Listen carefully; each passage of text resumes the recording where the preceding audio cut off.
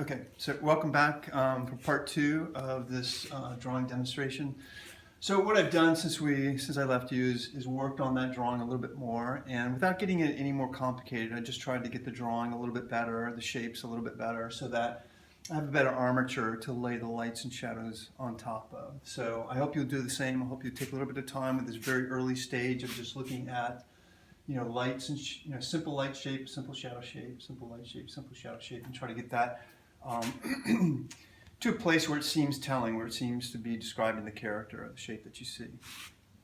Okay, now what we're going to do is to go past this flat rendition of light and shadow and try to deal a little bit more with the actual forms that we see. Now, here's one of the challenges of working with any kind of organic form is we're presented with something that's fairly complicated. So if you look at this écorché of the arm, there's lots of things happening in terms of muscles, and it's kind of like this. So lots of things going on with these folds and so forth. So, but in working with light and shade, you don't want to lose sight of the larger volume that you're trying to create. So this shape, as complicated as it is, or this arm as complicated as it is, can also be seen as something, in terms of its essential volume, something simpler, like this simple cylinder shape.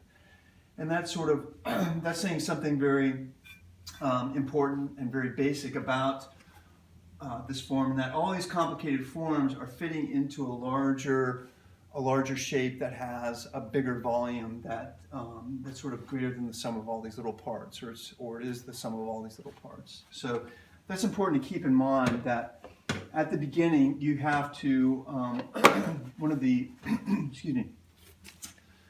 creative endeavors that you have to engage in with complex forms, you have to find a way to, as a beginning place, to make all these smaller forms simple and say something about this larger form, underlying form, like a cylinder, or like a spherical shape, or like a rectangular solid.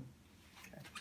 All right. So the thing too that I want to kind of have in my head before I even begin is that, again, the light is coming from the right, it's coming from above, and it's coming in front of the object, which means that in general, this form is being created by a gradation of tone that's running like this. It's running basically light to dark this way and light to dark this way. So that big idea is what gives me that cylinder-like volume. So in looking at all this complicated stuff, I don't want to forget that this is lighter up here, darker as I move over here. This is lighter over here, darker as it moves over here. Lighter over here, darker as it moves over here. And because the light's out in front, it's actually, if I want to be really specific about it, it's a little bit darker and then lighter and then darker again. A little bit darker, lighter, darker again. A little bit darker, lighter, darker again to create those volumes. Same thing happening this way. Things, generally speaking, up top are lighter, and as I go down away from the light, getting darker. So those are the two big gradation patterns, right to left and up to down, that I want to keep in mind as I start dealing with these more complex forms. So what I'm going to do here is my eraser. I want to, again, sort of keep that in mind and try to establish that in a very simple way. So here I've got something lighter, and to actually make it, even make it more, maybe more literal than you actually see it at the beginning. Let the idea of the gradation take over at the beginning and make it happen on your paper. So here I'm pulling out a lighter light here, so I have darker over here, and then lighter, and then this will go darker again.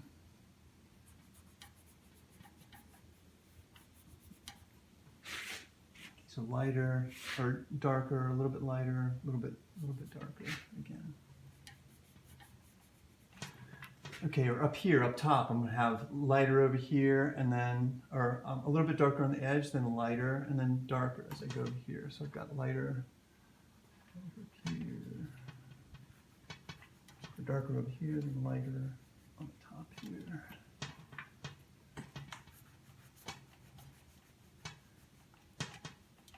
So from right to left, my lightest area is sort of here in the middle. So I'm kind of creating a light here, leaving a little bit of darker over here, and slightly darker over there.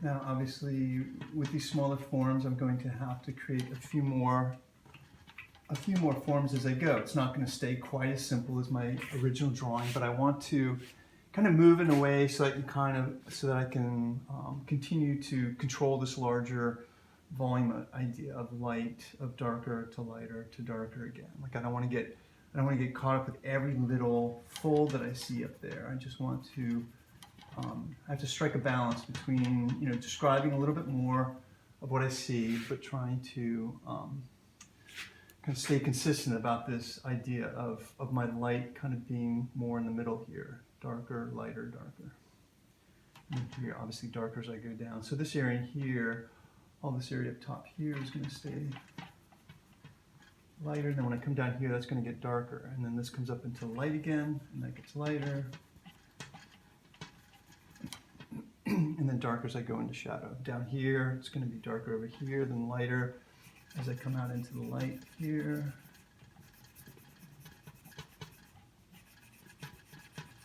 And then darker as I go over there.